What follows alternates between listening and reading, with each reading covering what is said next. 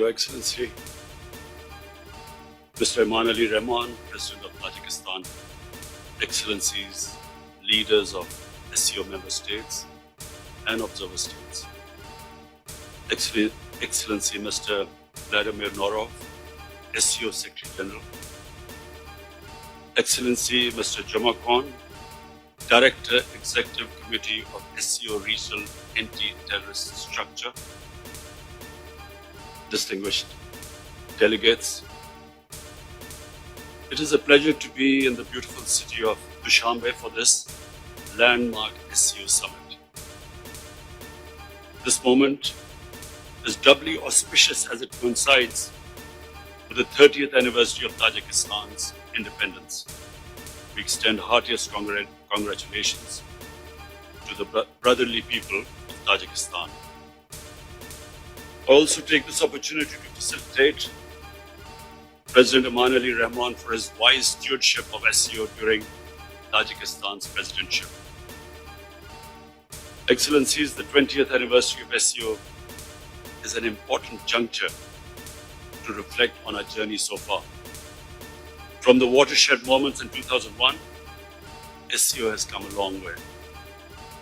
Guided by the Shanghai spirit, SCO has steadily grown in size and stature. Today, SCO cumulatively represents 44% of the world population, 25% of the global landmass, and 20% of the global GDP. Impressive progress has been made in strengthening SCO normative and institutional basis and in developing practical cooperation on SCO's twin planks of security and socio-economic development.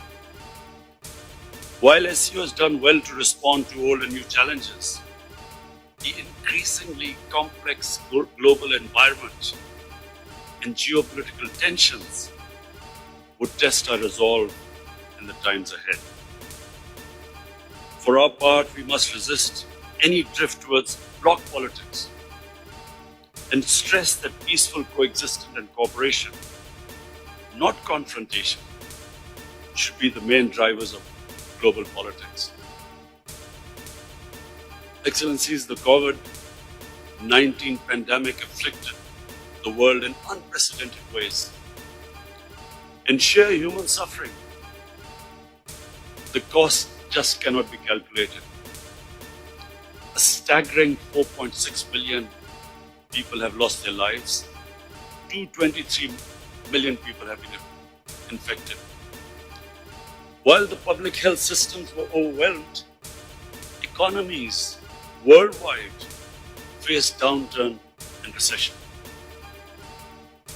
And most of all, the poor were hit the hardest everywhere, whether living in the impoverished south or the affluent north.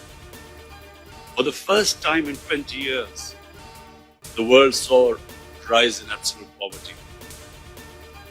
We in Pakistan adopted a collaborated strategy of smart lockdowns with simultaneous focus on saving lives, securing livelihoods, and stimulating the economy. A very difficult road to navigate. Our social protection program, which was called SAS Compassion, helped millions of families to survive. I also launched a global initiative for debt relief to help create fiscal space for developing countries, to mitigate the negative effects of the pandemic and achieve sustainable development. The advent of COVID vaccine in a relative short time is a miracle of science. We believe science should continue to guide the world's efforts as it combats the pandemic. Attempts to politicize the question of virus origin should be avoided, as it is divisive at a time when the world needs to unite. The vaccine should also be available to everyone on equitable basis as a global public good.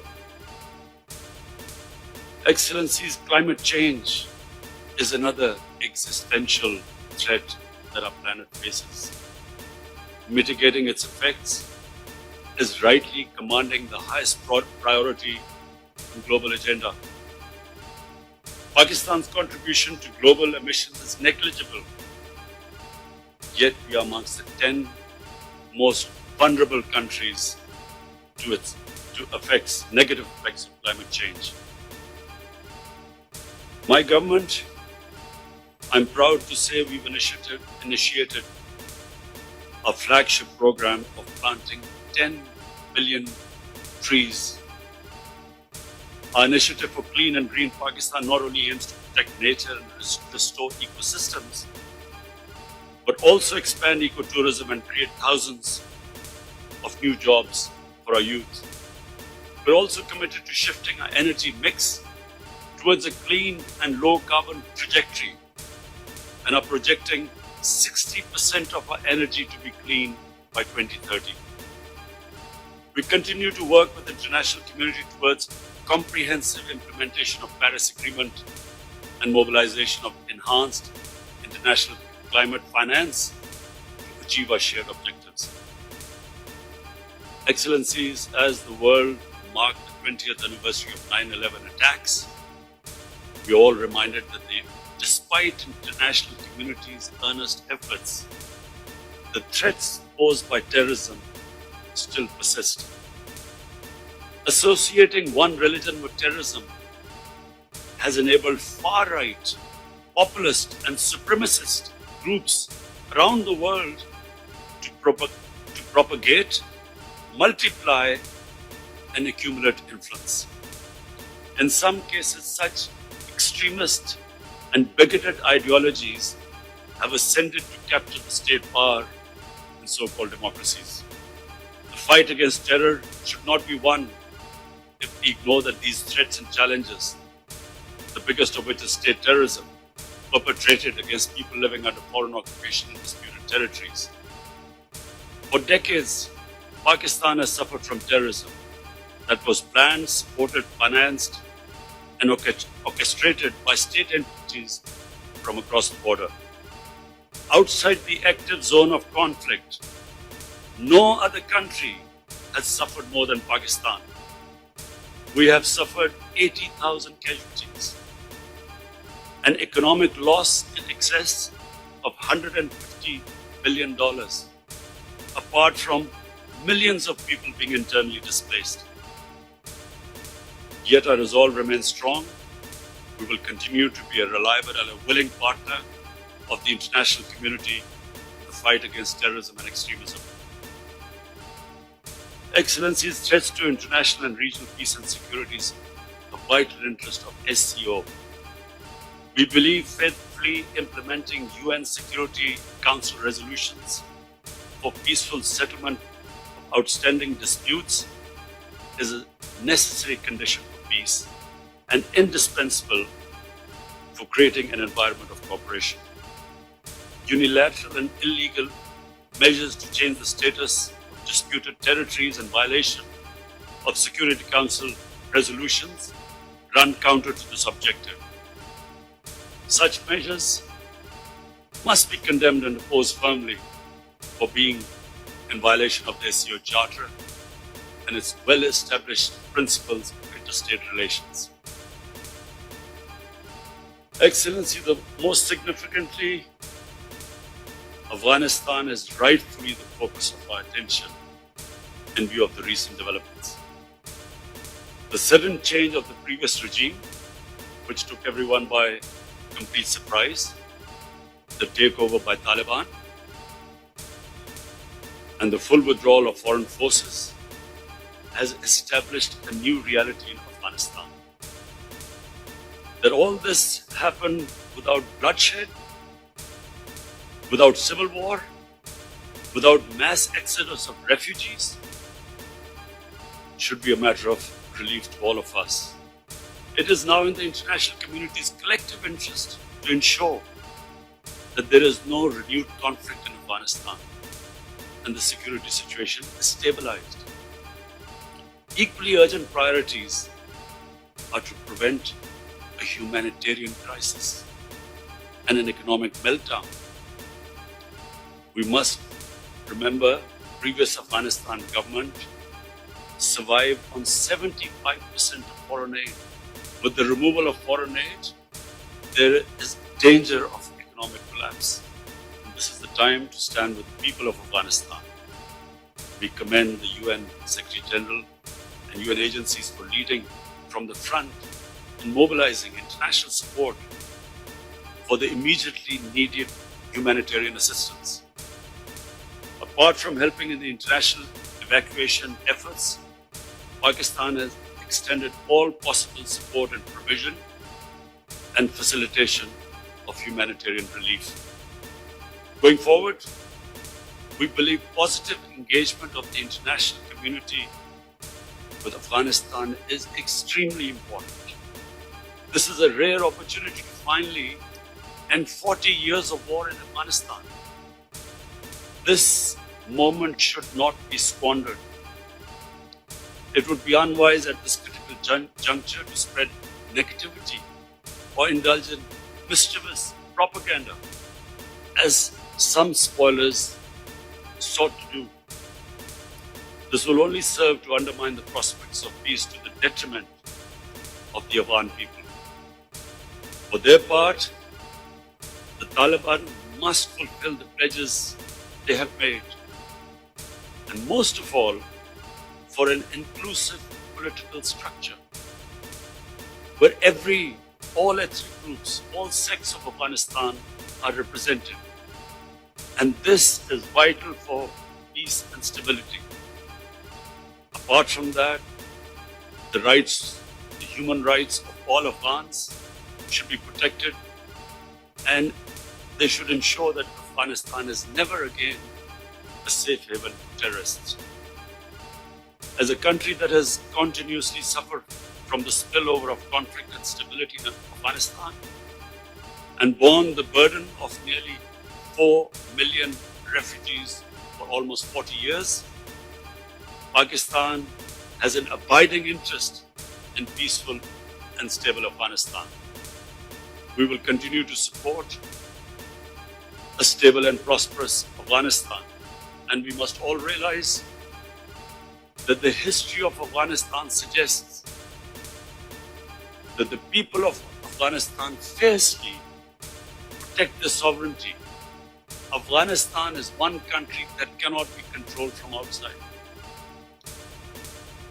Excellencies, sustainable peace and stability in Afghanistan will also help us realize a vision of an interconnected, prosperous, and economically vibrant region. In Pakistan, we have shifted our focus from geopolitics to geoeconomics. Our new economic security paradigm has 3 central pillars: peace, development partnerships, and connectivity. Pakistan's geostrategic location as a natural bridge connecting Central Asia with South Asia finds its manifestation through the platform of SCO.